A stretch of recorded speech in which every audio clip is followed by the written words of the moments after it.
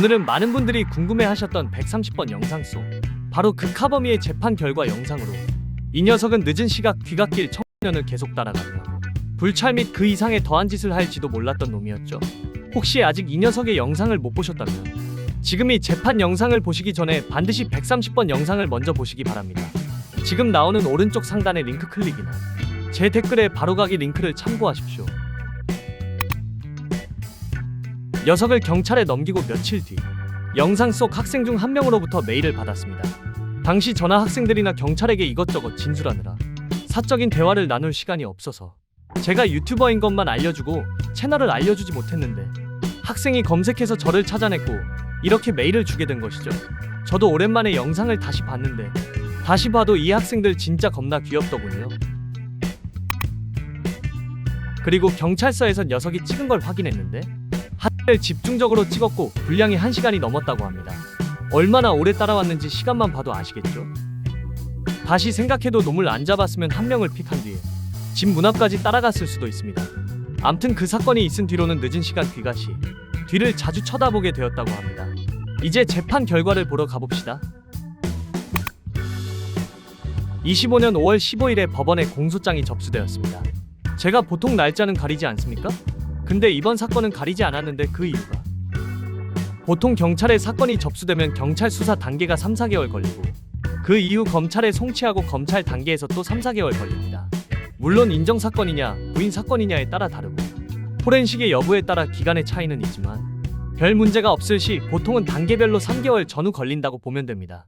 그리고 법원에 공소장이 접수되고 접수된 날로부터 또 한두 달 혹은 두세 달 후에 재판 날짜가 잡히게 됩니다. 그럼 적발된 날로부터 재판받는 날까지 최소 6에서 8개월에서 1년은 걸린다는 말이죠. 근데 제가 왜 이런 말을 하느냐? 이 녀석의 공소장이 접수된 날을 보십시오. 5월 15일이죠? 근데 제가 잡은 날이 언제냐 하면 바로 17일 전인 4월 29일입니다. 단 17일 만에 경찰, 검찰 단계를 거쳐 법원 단계까지 온 거죠. 경찰 단계에서 포렌식만 해도 한 달가량 걸리는데 어떻게 17일 만에 이게 가능한지 너무 의아했습니다.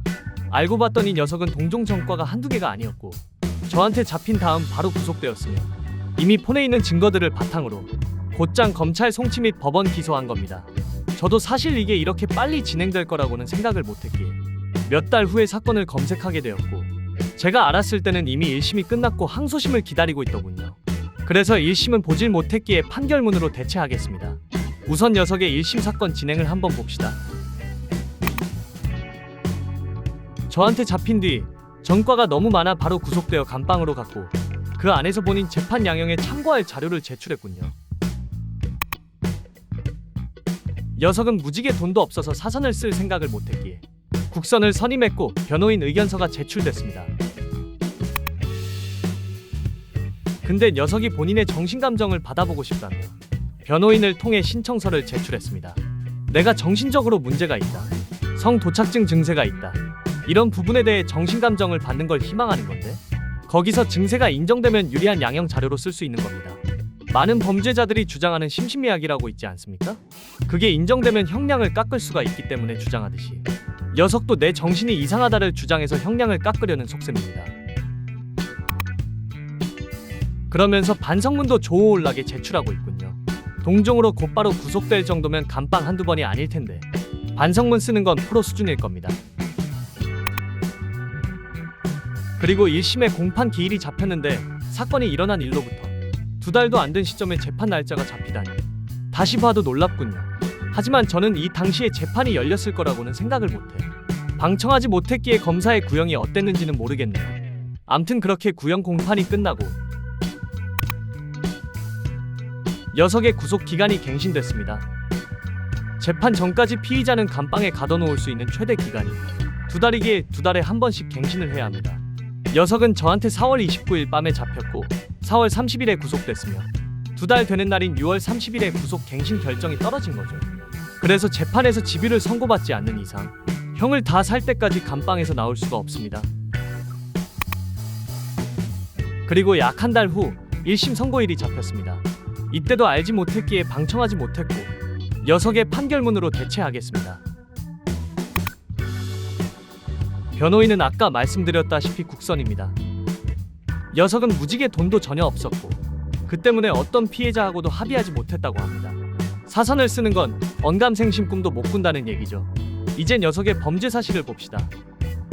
여러분, 나라에서 정한 지원금 놓치고 계시지 않으세요? 신용카드부터 약정 끝난 인터넷, 정수기, 휴대폰 가만히 놔두면 최대 128만원 손해입니다. 전화 한 통으로 설치당일 입금되는 아정당. 배우 원빈님이 15년 만에 선택한 이유가 있는 거죠. 365일 24시간 전화, 카톡, 무료 상담까지 전국 가입자 수 1위답게 다른 곳보다 혜택이 적다면 차액의 120% 보상. 이사 청소도 유명한 홈서비스 전문기업 아정당. 본사에서 100% 보장하는 본사 책임제로 이사 당일 불만족 시 전액 환불, 보장이사도 가능해요. 인터넷, 정수기, 휴대폰, 이사 청소, 카드까지. 정당하게 받자 아정당.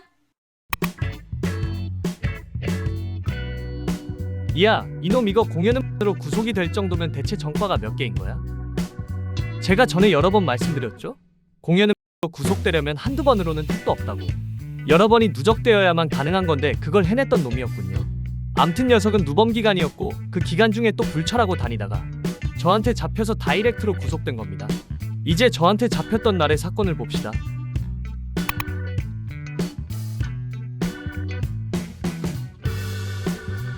은평구에서 저한테 잡혔던 역까지는 거리가 엄청 먼데 할 일 없이 그 짓만 하면서 돌아다니는 녀석이었나 보네요. 거기에 안 걸리겠다고 앱까지 사용했으니 가중처벌 대상입니다. 이제 인정된 증거들을 봅시다.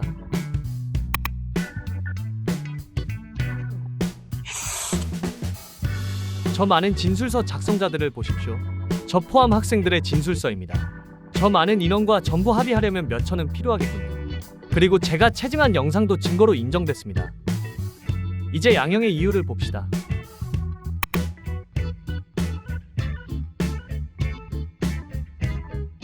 와, 동종으로 이미 3차례나 처벌을 받았군요. 여기서는 처벌이라고 나오지만 나중에 항소심 때 들어보니 이미 동종으로 3번이나 감방을 다녀왔다고 합니다. 근데 정신 못 차리고 또 그 짓 하다가 4번째 감방을 갔으니 이거 뭐 갱생의 여지가 있겠습니까? 이 110번 팔순 노모를 두고도 계속 불찰하고 다니다 걸려 감방을 제 집 드나들듯 하던 50대 카범이랑 똑같습니다. 참고로 이 50대 카범이는 얼마 전에 항소심 재판까지 끝났는데 아직 판결문이 올라오지 않아 저도 결과를 모릅니다. 판결문이 올라오는 대로 영상으로 만들어서 알려드리겠습니다.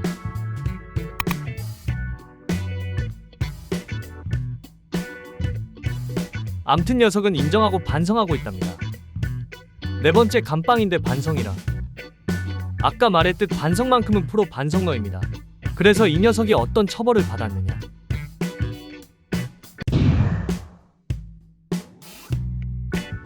징역 1년 6월 받고 다시 감방에 갇히게 됐습니다. 근데 감방도 감방이지만 그보다도 무서운 게 있네요.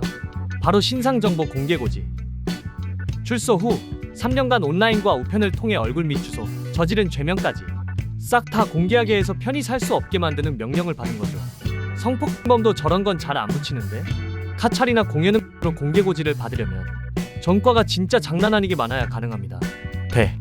대체 얼마나 많은 동종을 갖고 있는 거냐 너란 녀석은. 암튼 녀석은 이렇게 1심에서 실형을 선고받았고 선고 며칠 후 역시나 항소했습니다.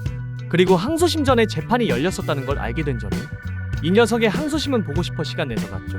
법정으로 가봅시다. 항소심 재판받는 피고인들인데 이게 한 법정에서 딱 4시간 동안 재판받는 피고인들의 숫자입니다. 그 수가 어마어마하죠? 우리 카범이가 어디 있나? 여기 있구나? 오늘 이 재판은 녀석의 항소심 구형 공판입니다. 이 녀석의 재판 순서 전에 선고받는 사람들이 있었는데 하나씩 봅시다. 참고로 전에 말씀드렸듯 항소심 선고는 선고 전의 사건 내용을 1심처럼 자세히 다루지 않는 경우가 대부분인 점 참고해 주시고 사건 내용 있는 재판 내용만 소개해드리고 사건 내용 없이 검사의 항소를 기각한다, 피고인의 항소를 기각한다라는 판사의 멘트만 있는 선고는 패스하겠습니다. 20대 남성으로 이미 구속된 상태임. 피해자에게 과도를 보여주며 공갈함. 죄질이 매우 불량하나 초범인 점, 8개월째 수감 중인 점, 반성하고 있는 점 등을 이유로 원심 파기, 징역 1년 6월에 집유 3년 선고. 이 시간 이후부터 피해자에게 연락하지 말고 100m 이내로 접근하지 말 것을 명령함. 죄명 앞에 특수 붙으니 1심에서 초범도 구속 싹 가능이군요. 부부 사기꾼으로 아내는 이미 구속돼서 구속자 방에서 나오고 남편은 불구속 상태로 방청석에서 나옴. 피해자에게 코인 투자를 권유하며 피해자의 재산을 초과하는 피해를 입게 인정하고 반성하고 있으나 피해자의 피해 회복이 되지 않은 아내는 징역 1년, 남편은 징역 10월 실형 선고. 다만 어린 자녀를 양육해야 함을 고려하고 피해자의 피해 회복을 위해 남편은 법정 구속하지 않겠음. 빠른 시일 안에 피해자의 피해 회복을 위해 노력하라고 함. 저 말은 곧 피해자의 돈을 안 돌려줄 시 자녀고 뭐고 남편 너도 나중에 구속하겠다 이 말입니다. 아내는 울면서 구속자 방으로 가고 남편은 판사한테 감사하다며 90도 인사하고 나감. 정장 차림에 멀끔하게 생긴 30대 남성인데 상가 여자 화장실 옆 칸에 숨어있다가 칸막이 너머로 폰을 들이밀며 불찰을 시도함. 피해자에게 곧바로 적발되었고 피해자는 공중화장실 트라우마가 생김. 피고인이 초범인 점 우발적인 범행으로 보여지. 또한 촬영이 지속되다 적발된 것이 아닌 시도 단계에서 적발되어 목적했던 범행에는 이르지 못함. 원심의 형이 다소 무거워 보이기에 원심을 파기함. 벌금 700만원 선고. 집유에서 벌금형으로 깎아줬을 리는 만무하고 벌금 1000만원에서 300 깎아준 게 아닐까 싶군요. 갓 20대 된 남성으로 이미 구치소 수감 중인 커터칼로 피해자들에게 위력을 행사함. 학창시절에도 유사한 범행을 하여 조사받은 적이 있고 재범의 우려가 적지 않지만 범행이 우발적으로 일어난 걸로 보이고 구속된 3개월간 자숙했을 걸로 보임. 원심 파기, 징역 1년 집유 2년 선고. 위험한 물건 절대 소지하고 다니지 말라고 함. 집유 선고 받자 방청석에 계시던 어머님이 우심. 와, 구속자 방에서 나왔을 때 진짜 학폭너처럼 생겼다 했는데 학창시절 때도 칼 들고 그러고 다녔다니. 너 사회 나와서 제발 묻지마. 칼부림 같은 거 하지 말고 살자. 50대 남성으로 아파트 관리실의 상식을 넘어서는 수준의 민원 전화를 걸어 업무를 방해함. 심지어 자신의 민원이 받아들여지지 않자 관리실의 재물도 손괴함. 지금까지도 잘못을 인정하지 않고 있음. 다만 피해가 경미한 점, 재물 손괴는 민원 제기하다가 우발적으로 일어난 걸로 보이는 점. 원심을 파기하고 벌금 100만원 선고. 40대 남성으로 폭행 및 공무집행방해 혐의. 사실혼 관계에 있는 배우자를 폭행하고 출동한 경찰도 폭행하여 20일의 치료가 필요한 상처를 안김. 피고인은 폭행 전과가 2회 있음에도 똑같은 죄를 저지름. 원심을 파기하고 징역 6월에 집유 2년 선고. 만나는 사람이 한 번이라도 때렸다면 주저 말고 헤어지십시오. 한 번도 안 때린 사람은 있어도 한 번만 때리는 사람은 없습니다. 20대 남성으로 1심에서 집유 선고 받아서 검사가 형이 가볍다며 항소함. 피해 여성이 환기를 위해 살짝 열어놓은 현관문을 열고 들어가서 강제 추행함. 피해자에게 지급할 합의금이 없고 부모님도 못 도와주신다고 해서 피해자의 피해 회복이 되지 않은 재범의 위험성이 높아 보이지만 실형을 선고할 만한 사안은 아닌 걸로 보여지. 검사 항소 기각. 얀마오리도 가오가 있지. 어떻게 남의 집 들어가서 만진 거 가지고 빵을 보내냐. 최소 성폭 정도 해줘야 보내지. 뭐 이런 거 아닌가 싶군요. 합의도 안 됐는데 아주 너그러우십니다.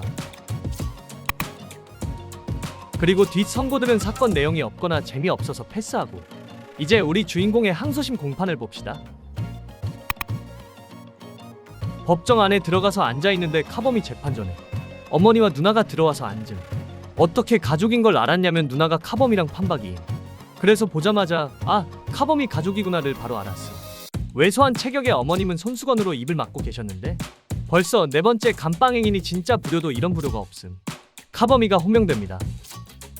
2025년 이 피고인. 구속자 방이 열리고 카범이가 수영복을 입고 나오는데 피고인석으로 가면서 방청석의 가족을 휙 쳐다보고 감. 근데 일말에 죄송한 표정도 없고 세상 무표정한 얼굴로 그냥 휙 보고 피고인석으로 가서 섬. 아들이 수영복 입고 재판받는 모습을 최소 4번 이상 보고 있는 어머님과 누나의 마음은 어떨까 싶음. 그리고 신상에 대해 물은 뒤 피고인은 1심의 형량이 무겁다며 항소하였습니다. 피고인 성도착증 테스트를 하셨는데 도착 증세가 있는 것으로 진단 결과가 나왔고 음란물 중독 증세가 있는 것으로 보여진다는 결과가 나왔네요. 그리고 현재 가정 환경이나 자라온 성장 환경에서도 영향을 미쳤을 거라는 소견이 있습니다. 이 외에 특별히 더 추가하실 의견이 있으신가요? 없습니다. 검사 측은 추가로 제출하실 증거 있으신가요? 없습니다. 네, 검사님 의견 주시죠. 피고인의 항소를 기각하여 주십시오. 변호인 최후 의견 진술해 주세요. 피고인은 불우한 가정 환경과 잘못된 성 도착 증세 때문에 이와 같은 행위를 하게 되었고 모두 인정하고 반성하고 있습니다. 그 뒤로는 뭐 들으나 마나한 얘기라 패스하고. 피고인 마지막으로 하실 말씀 있으시면 일어나서 하세요. 저의 잘못을 진심으로 반성하고 있습니다. 그리고 앞으로 다시는 잘못을 하지 않고 살겠습니다. 오늘 재판 마치고 선고는 5월 1일 시하겠습니다. 그리고 다시 구속자 방으로 가는데 가족들한테 일말의 미안함도 없는지, 방청석에 있는 지 가족들은 쳐다도 안 보고 쌩하고 지나쳐 감. 대단한 불효자식임. 그나저나 이번이 벌써 4번째 감방행인데 실형 선고를 받지 않고 벌금이나 집유를 선고받은 재판까지 포함해서 다시는 잘못을 하지 않고 살겠습니다라는 걸 몇 번 말했을까? 궁금해지는군요. 그리고 복도로 나와 카범이 어머님, 누나와 변호인이 얘기를 나누는데 항소심 판사가 보기에 형이 무겁다고 판단이 되면 형을 깎아줄 거고 1심 판사가 선고한 형량이 적당해 보인다고 하면 기각할 거라고 말함. 그리고 냉정히 말해서 피해자가 다수인데 단 한 명과도 합의가 안 됐기에 형량이 깎이기에는 쉽지 않아 보이니 너무 기대는 하지 마시라고 함. 손수건으로 입을 막고 울먹거리는 어머니는 알겠다고 감사하다며 꾸벅 인사를 하고 가심. 그리고 항소심 선고 날이 되었습니다. 구형 공판 전에 선고를 하는데 오늘은 2번째 순서군요. 근데 이 법정의 옆 법정에 그동안 재판 보러 다니면서 처음 보는 죄명을 봤는데 간통? 이거 옛날에 없어진 죄명 아닌가요? 민사는 그렇다 치더라도 요즘 간통으로 형사 처벌을 받나? 아시는 분 손. 이제 우리 카범이 항소심 선고를 봅시다. 2025호 이 피고인 역시나 구속자 방문이 열리고 녀석이 나와서 방청석을 한번 쓱 훑고 피고인석으로 감. 하지만 오늘 선고 날에는 가족이 오지 않았음. 피고인은 카메라 등 이용 촬영죄로 1심에서 징역 1년 6월에 실형을 선고받고 현재 구치소에서 수감 중입니다. 피고인은 2013년부터 동종 성범죄와 이종 성범죄를 반복하고 있고 3차례의 실형 전력이 있음에도 또 같은 범행을 저질렀습니다. 또한 자신의 범행을 감추기 위해 를 사용하는 등 계획적인 수법으로 죄질 또한 매우 불량합니다. 다만 유를 한 정황이 없으며 눈으로 볼 수 없는 부위가 아닌 보이는 부위를 찍어 피해 정도가 중하다고 볼 수는 없습니다. 피고인은 저지른 죄에 대하여 인정하고 반성하고 있으나 피해자들과 합의가 안 된 점은 불리한 정상입니다. 또한 사회적 유대관계 지수가 매우 낮고 재범의 위험성은 매우 높습니다. 다만 성도착증의 정신적 이상 증세를 보이고 있으며 본인 역시 이후에 정신과 치료를 통해 개선하겠다는 의지가 있습니다. 그리고 피고인의 가족들도 피고인의 정신적 개선을 위해 도와주겠다는 의지를 보이고 있습니다. 이러한 점들을 종합해 볼 때 원심의 형이 다소 무겁다고 판단되어 원심을 파기하고 다음과 같이 선고합니다. 주문 피고인을 징역 1년에 처한다. 교육이수 40시간 수강을 명한다. 3년간의 취업 제한을 명한다. 신상정보 공개고지를 면제한다. 와우. 징역은 1년 6월에서 6개월 깎아주고 무엇보다 그 무서운 신상정보 공개고지를 면제해줬군요. 피해자 12명 중 단 한 명과도 합의가 되지 않았음에도 형을 깎아주고 신상 공개고지도 빼준 거 보면 성도착 증세가 인정된 게 커 보입니다. 근데 판사 입으로 재범의 위험성이 매우 높다고 판단하면서 빨리 나갈 수 있게 형을 3분의 1이나 깎아준 건 모순적인 측면이. 성범 4번이나 감방을 갖고 성도착 증세까지 있는 녀석한테 형을 깎아준다 해서 5번째 감방 갈 짓을 안 할까? 암튼 비싼 변호사도 안 쓰고 피해자한테 합의금도 안 줬지만 정신 이상 증세를 인정받아 형을 깎은 녀석은 만족했는지 판사한테 꾸벅 인사하고 구속자 방으로 다시 들어갔습니다. 아마 콧노래를 흥얼거리고 있을 겁니다. 이렇게 쉴 새 없이 감방을 들락날락 하던 녀석은 저한테 잡혀 또 감방을 가게 됐었고 4월 30일에 구속됐고 항소심에서 1년으로 깎였으니 이제 한 달 반만 있으면 출소해서 다시 사회에 돌아다닐 겁니다. 지금까지 쭉 똑같은 짓을 하면서 감방을 여러 번 들락날락 거렸는데 이번에 출소한다고 달라질 거라고 생각하시는 분 없으시죠? 성 도착증 증세가 감방 갔다 왔다고 갑자기 완치될 일도 없을 테고 돈이 없어 변호사도 못 쓰고 합의도 못하는 신세가 비싼 정신과를 다니며 치료받을 일도 만무하니 말이죠. 아마 이번에 또 잡히면 신상정보 공개고지는 절대 면하지 못할 겁니다. 그리고 늦은 밤에 이놈처럼 뒤를 계속 따라오는 아주 위험한 놈들이 있을 수 있으니 야심한 시간에 귀가시 뒤를 한 번씩 꼭 돌아보시기 바랍니다.